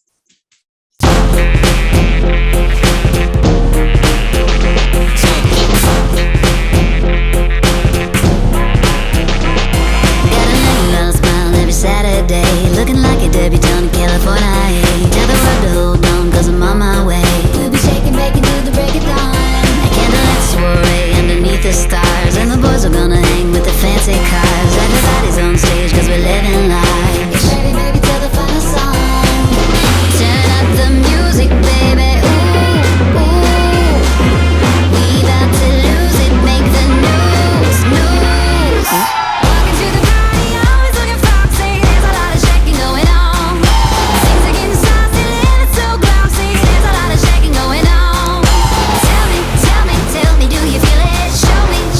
Show me that you mean it. Walking to the party, always looking foxy. There's a lot of shaking going on. Yeah, okay, so that's my reel. Any questions? That was so good. Thank you. Funny story was I found that song like in that day. I'm like, this is the song for my new reel. And then I threw the reel together that day. But I mean, since I have been pretty good about doing one like every 6 months or so. So, and I work in Premiere a lot. So it was That was 6 months worth of work. No. Like that has work from the first studio that I was at, first and only, I should say, and then a year's worth of freelance work. Like the first piece with the particles of that explosion, that's from this Reebok piece I did at Vidzoo, and then the swirling ones that go into that sort of, as I called it, the Men in Black moment, where you're like into the marbles. That's from another Vidzoo piece. The newest parts are probably the characters, and that was from a 4 animation project that I did in a month, and was not healthy because I worked about 200 hours in 30 days, which is not good, and I never I think want I to do that remember again. hearing you bitch about that. Yeah. Because at the end it was like, well, this is what I can do. And and then like a month later, I was like doing like some final polish on all of these things. So it was one of those, we need these videos for a trade show. And it was one of those when they first pitched, it was a 1 video. And then next time I heard about it, it was 4 videos. And I gave a bid. And then I was like, oh, by the way, we need these in 30 days. I'm like, okay, well, I still want to do this because it'll be fun. Because I mean, how often do I get a client that's going to pay me to make cute characters? So at least I'm making money. But like by the end of it, when I did the math, I'm like, man, I should have charged another $4,000. Oh well. But That's how they take advantage of us. yeah, but it was fun. I learned a lot. I got like if you go to my website, you can watch all the pieces, although it's all about packaging. So it's not, I don't know if it's really interesting, but like sustainable packaging, customized packaging that's better for the environment. So all like good stuff. But yeah. Any questions? Because I got 30 seconds left. Anything? That's just like majority is just 3D because it just seems like so many different disciplines and types of art. Yeah, I've got a lot of 3D in there because 3D is my favorite, but I do also do 2D, and I probably do 2D more, but I always really enjoy how my 3D stuff comes out more. And I've got a new piece that is just, I'm going to try and finish I modeled a tree in medium, and it has a really cool like Ghibli painterly feel, and I'm really excited to add that later, and I'm out of time. Bye. You need to send me the Ghibli piece later so I can post it afterwards. I'd love to share it with people. It's not live yet, so I can share stills, but only with you guys. It can't be live anywhere yet. Okay. Next show and tell. Mm-hmm. All right. And so since we're out of time, we're going into the next piece, but we can loop back at the end of this and review anything from Michael's presentation all the way up to anything in show and tell that you guys want to see. Zach, last piece is yours. Hello. You want to say anything before I hit play? No, just well, yeah, I'm going to say something. I produced this piece, so a lot of my role is working with people at this point, and not getting to do any of the hands-on stuff. So my role is more producing and helping, basically helping. What we have within our company is a lot of researchers, and so one of the people who's worked pretty heavily on applications kind of in the UI space, but also as a developer, was like, you know what, I want to do a thing that feels like an old school textbook. Like, how do you get this this feeling that is like research heavy, but also a little bit mix of like modern.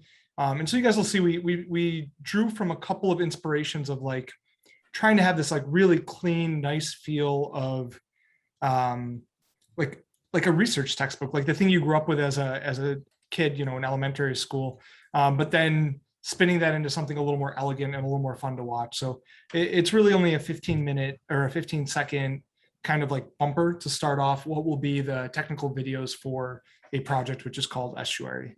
So that's my long intro.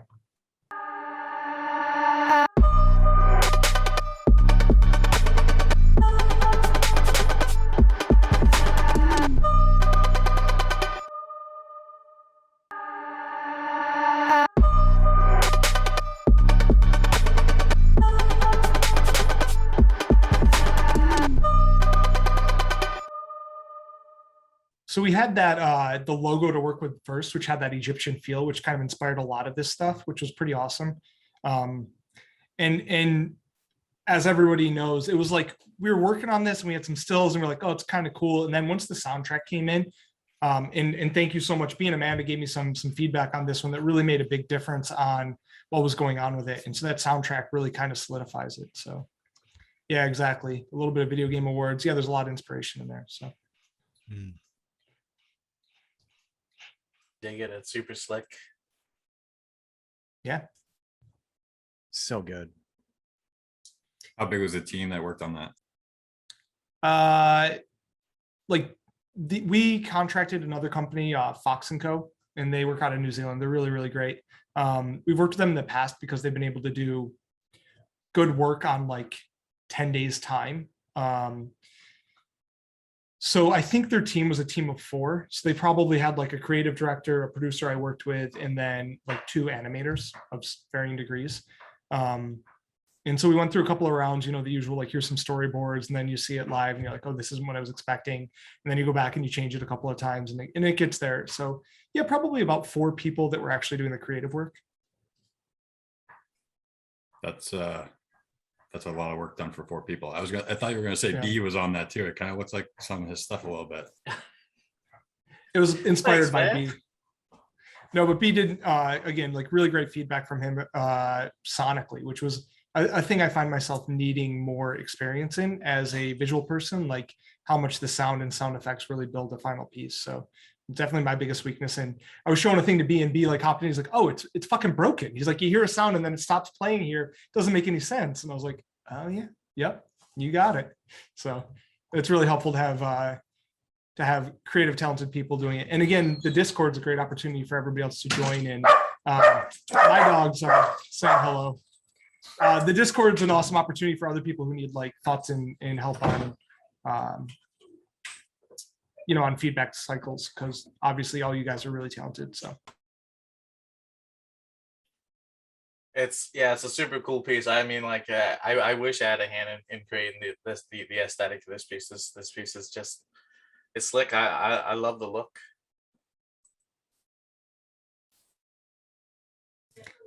Thanks, Bea. Any more questions? I was gonna say it's great, and I always love seeing 3D and 2D combined really well. And this combines it very, very well. So great job. Thanks. I think the only question I have for you, Zach, is I'm interested to hear the producer side of things, because I think a lot of us come from the other side where we're working with like the remote producer, trying to get them what they want. So like I'm interested because like how many rounds did you go through, and then like how did you break it to the creatives in terms of just like this was close to what I wanted but not what I wanted, you know, like where did you draw the line in the collaboration? Yeah, I mean, there's so many things. Like humans are just not wired for a lot of the stuff that we do. So like, even though I'm a producer, I think of a lot of my job as translating. So what I'm trying to do is figure out, like, I'm working with this person, they want this thing, and my job is to ask a billion questions. That way, whatever they're actually asking for is the thing I'm delivering, right? Like how many times I can say, so what I think I'm hearing is like dumbest person in the room, you know, because you're always trying to clarify the thing that they're saying. And like, I love all of you creatives, but like sometimes you have a thing in your head and what you're saying is not what's in your head. And so then we have this like whole cycle of like, okay, we built the thing that you told me you wanted built, but then we have to go back and re-ask all the questions of like, what did you actually want? So on my producer thing, like a lot of it's building relationships. So that way, when we talk to them and we have a thing and then it doesn't work out, I can be like, hey man, this isn't right. We still need something by Tuesday. What can we do about it?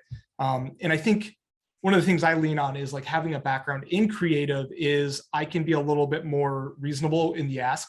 When someone says, okay, well, it's 3D, so it's not going to work, but we can try some of these 2D things, you know, being able to understand that the difference in rendering time or the work there is really what's coming into play.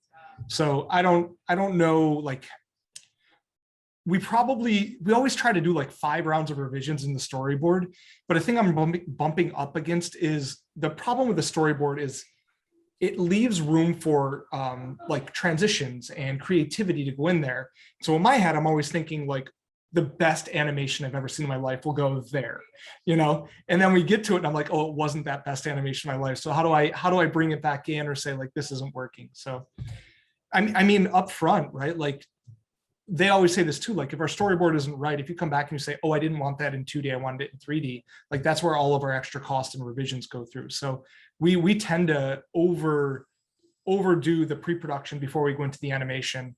And then animation, I think we had like 2 major rounds of review and then like 2 smaller ones that were just tweaking some visual, like things weren't lining up, or maybe we wanted a little more like be towards the end there. You can see there's like some spirals of kind of 2D stuff coming on. Yeah, so through here. So we had them add more to it because it was a little plain at the end. Yeah. In the start, I think if you go back to the very, very start, like that is my favorite part is this, like before we even go 3D is like, this reminds me of the geometric, you know, kind of like a textbook. Everything about this just leaves you so much room for anticipation of what's going to come. So I really enjoyed it. Who doesn't like sacred geometry? So with that said, that's it for Creatives Not Robots number 9. It's pretty much it's free form from here on. If there's anything you guys want me to bring back up on Sync Sketch, I can do that. Or if there's pieces that we want to relook at, or if you have more questions for Michael or anybody else, feel free to raise your hand and kick it off, and I will navigate and put things up on Sync Sketch, or you can screen share the show stuff. B, did we announce when the next one might be, or are we keeping that secret? I think, well, the next one is on, I think we announced it, but you can if you want. The next one is it the 21st of October? Yeah, 21st of October is going to be the next CnR. It is a shot. Oh, you're crushing it. So yeah, so we're doing CnR number 10 is the 21st of October. And the theme is fall. You know, last show and tell we did client rejects. And so this one will be any fall related stuff you have, whether it's photos, video, design work, pumpkin lattes, whatever you're into. So yeah. Real quickly before we get into all that, well, before we get to Christiana's question, we're also receiving help from Sean and Amy, and I just wanted to give them a quick shout out. Like, thank you so much. A lot of the stress of Creatives Not Robots is because like we're all working full-time jobs or doing freelance. trying to get all the creative up and running, and they've been so kind enough to come and help us do the branding for the next one. So like, just quick shout out to you two. Thank you so much. You guys are my hero. Christiana, you had a question for somebody?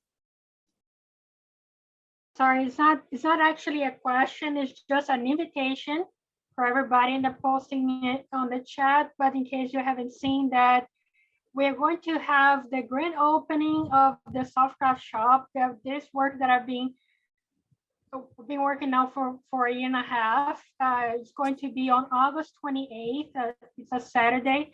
The yarn ribbon cutting is going to be at 11, but it's also going to be part of the Makerspace open house. So if you want to check it out, you can use that day to go there and see all the shops and talk to other members and see kind of like the community. So you can go to the website that is portcitymakerspace.com and check out. It is out of Easton Street, so it is close by to a lot of people. Thank you. That's cool. You know, I'm glad you said something, because it reminded me, like, one of the themes that I pulled from the show that I'm super impressed with is it's the tactileness of everything, in terms of like going from like a pixelated world into a real world. And I mean, like with your work, like Christiana, like doing something in CAD and then actually seeing it in real life, or even going to Bryant, and like the idea of playing with lights in real life, and then taking that knowledge and playing with it in 3D is super cool. You know, I didn't know if you guys want to talk to that at all.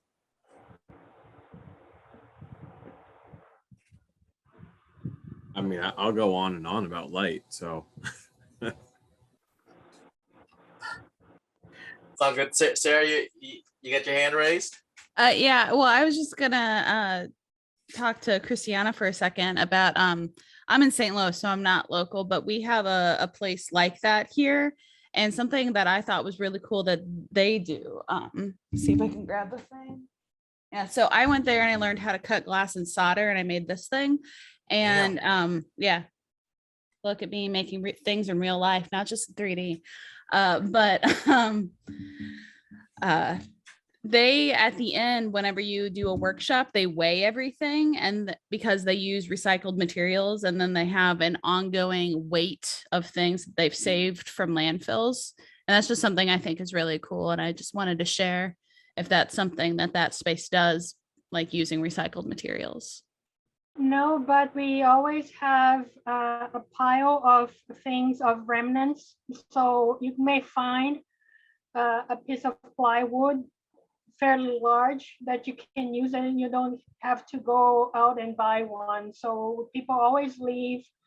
We have areas there that if you want to leave leftover material, and people can use the rest to build their things.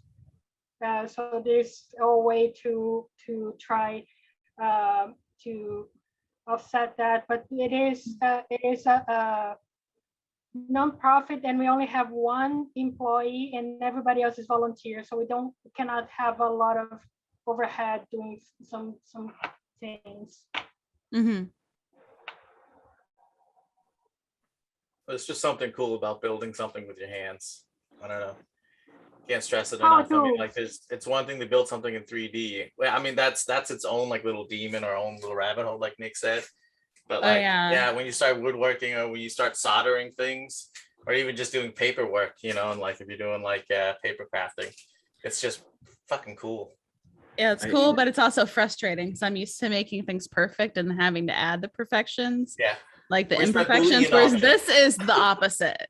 Like, it is not perfect. And I had to use a protractor and everything to make my template and get the, you know, and I hadn't used a protractor since high school. But you think that sometimes when you have different projects, even sometimes I start doing cosplay just to actually try different techniques, learn different things. We are always learning, collaborating, talking with different people that do completely different things. and you end up start learning how to do prototyping and use CNC machine, laser cutter, 3D printer. So it is awesome to have a lot of people, woodworkers, and have this contact with different people and see how the other things are done.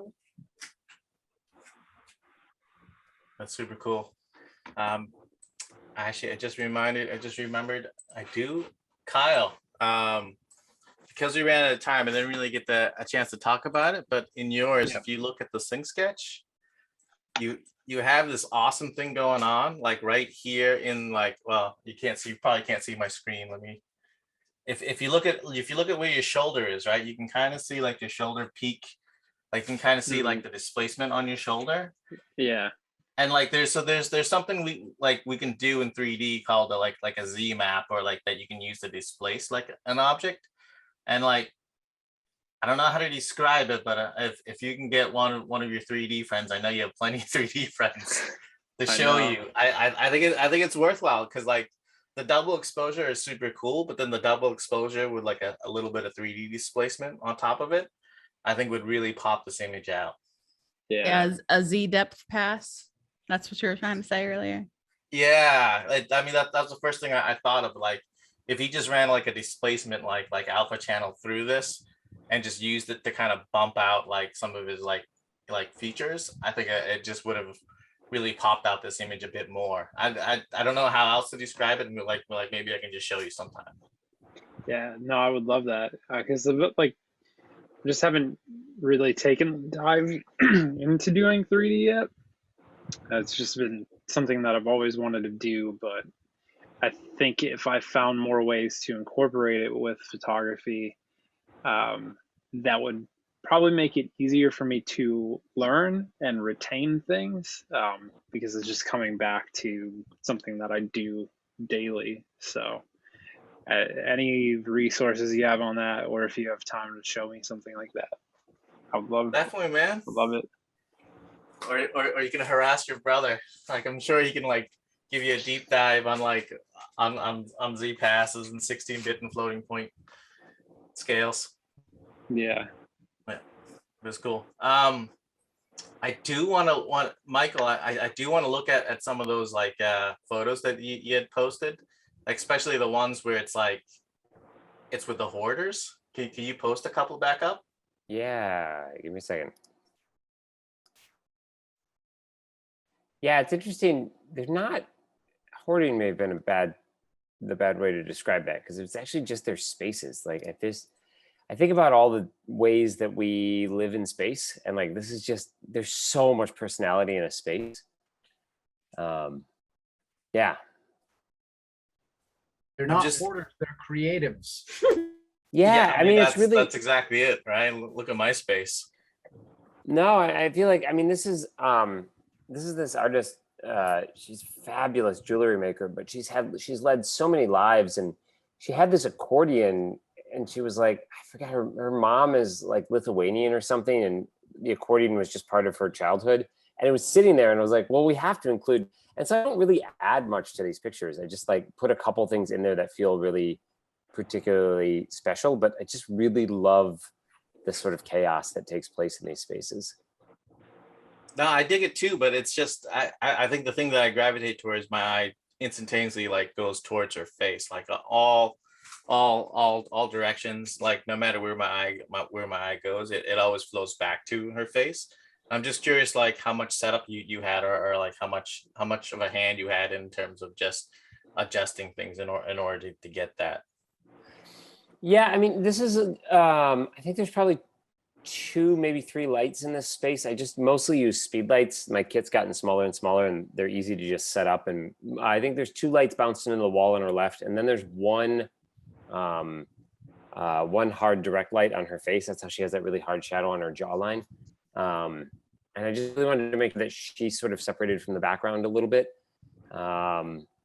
Yeah, and normally, I mean, this was a pretty quick turnaround. This was an editorial thing, so normally I would say like, oh, let's go in and darken some of the like the white beam in the middle here, or you know, the tablecloth is a little bit bright. But honestly, it's like that whole thing about just I think trying to not make an image so precious sometimes makes it feel a little bit, I don't know, it just makes it feel more natural. No, it's great. I was trying to kind of boil down like what it was. If you go back that image real quickly. Yeah, man. I think the thing that gets me is like you have all this stuff and there's like a diagonal that runs through from upper right to like lower left. And so if you look at the right side, you have a ton of stuff in there, and it's like it's crowded and it's heavy. But because you have like that weird like it almost reminds me like that Renaissance lighting where you get the triangle on her sheet. Like it forces it forces like a clash, and I think that's why my eye goes towards her face, or that where that line is distinctly. And I think you just nailed it like naturally without even thinking about it, you know?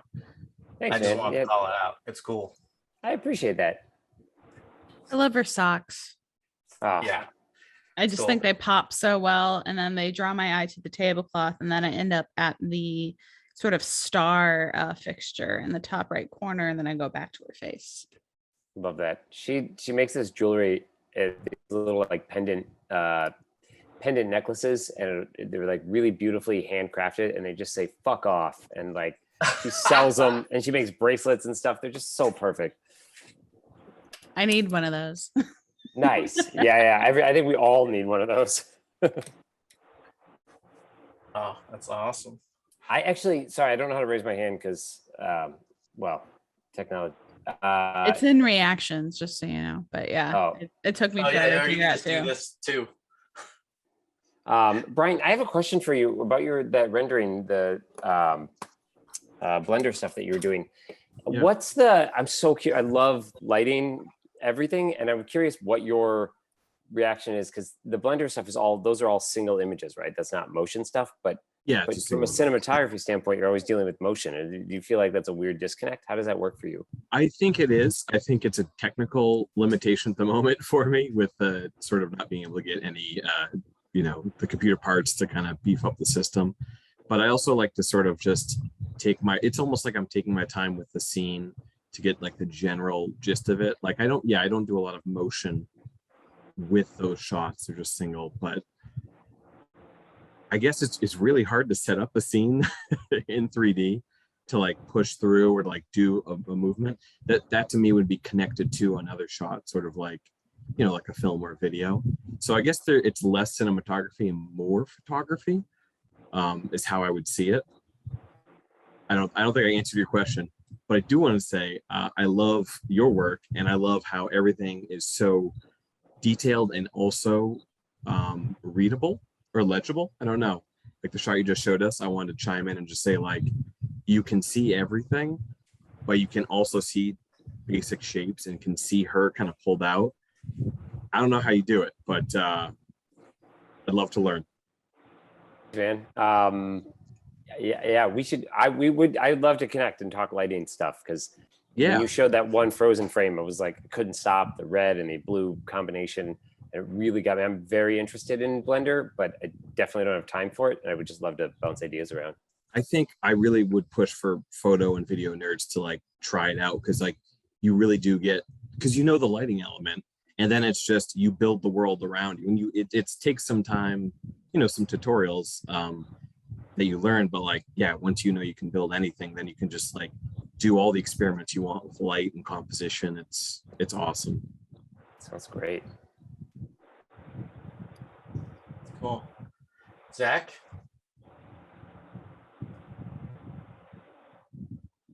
Oh, we can't hear you. We lost your mic. Sorry, the dogs were barking. I want to echo that.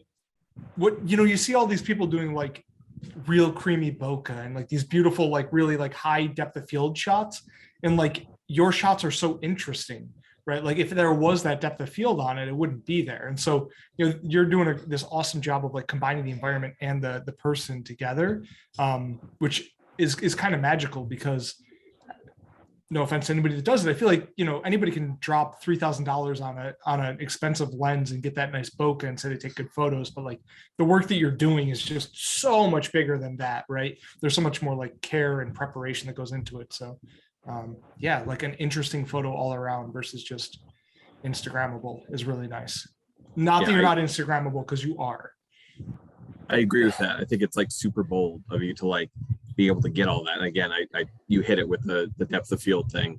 I do that, hide all the background because I can't frame it right. But like it's totally like you're like, oh no, this is clean.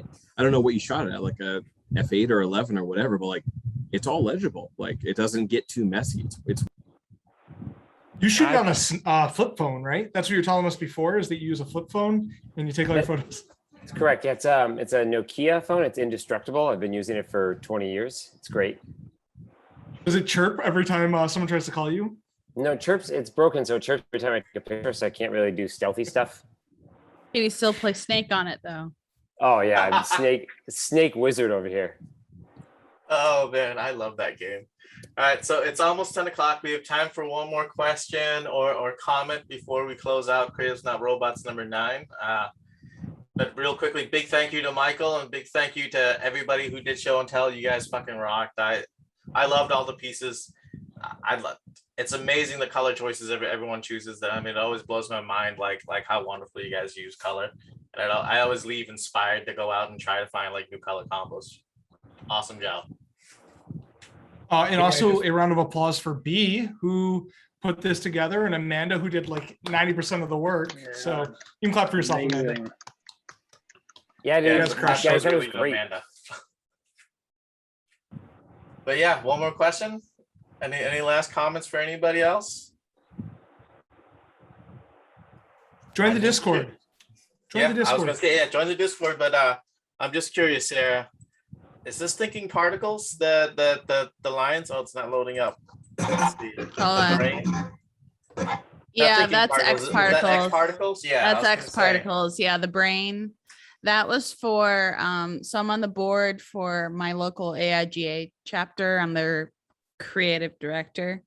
And that means I make things. That doesn't mean I'm really creative directing. That means I make things and they put things up. And the first year was kind of sort of struggling what things I would make. And then that brain was for, I think, Mental Health Awareness Month or Day. One of those. Yeah, that's all X particles. Yeah. It's beautiful. I saw it and I was like, I'm not using my X particle license to its fullest. Damn it. And that's actually really easy. I'm just having him go on a surface and I have them in a flow like box, and they're just, I love being able to just be like, hey, do this thing, and then I'll just like tweak some variables, and then I'd be like, okay, that looks good, or no, that looks terrible, and then I'll tweak some more things. It's just that is probably what I love about 3D. Like whenever I'm in After Effects and I'm like, and I do a lot of it seems like every animation I do, I have to do like a grid thing and then have them like do stuff. But then I'm like, man, I wish I just had a cloner. Yes. I have to build this grid myself. I can't. And then I'm like in Illustrator or something, figuring out my grid. And then I have the image and then I'm lining everything up. Whereas in Cinema 4D, I'm just like, here's the thing, throw it in a cloner. There's my grid, done. And that's just like one thing I'm like, I just keep wanting in After Effects. I just want a cloner to make my grids. That's awesome. Score 1 for Cinema 4D. Tangent. That's right, Blender. Take that. Try Cavalry. Not all the same stuff, but Cavalry's Cavalry's cool. It's a pretty awesome little program. All right, guys. Well, thank you so much. This was an awesome time. Please send me feedback if you guys have any for how we can make things better. If you guys know of any services that like could where we could do show and tell in an easier format or a better way, please send it my way, because the only method I know is through SyncSketch currently. We've tried doing it through Zoom and whatnot, and it hasn't quite been as smooth, but obviously like everything has its pitfalls. And if you guys know of a better technique, please send it via email or join the Discord and let me know. And then we're always up for help. So if you guys are willing to help and promote or give us any work to like make our lives all easier, please do. That's it. Thank you, guys. Thanks, dudes. Can you This really was quick, awesome. Can you bring that PDF back up with the Discord QR? Well, there's the link. Oh, now. yeah. I was like, you said you were going to share to the chat, so I didn't pull out my phone. Oh, you're right. You're right. Call me out.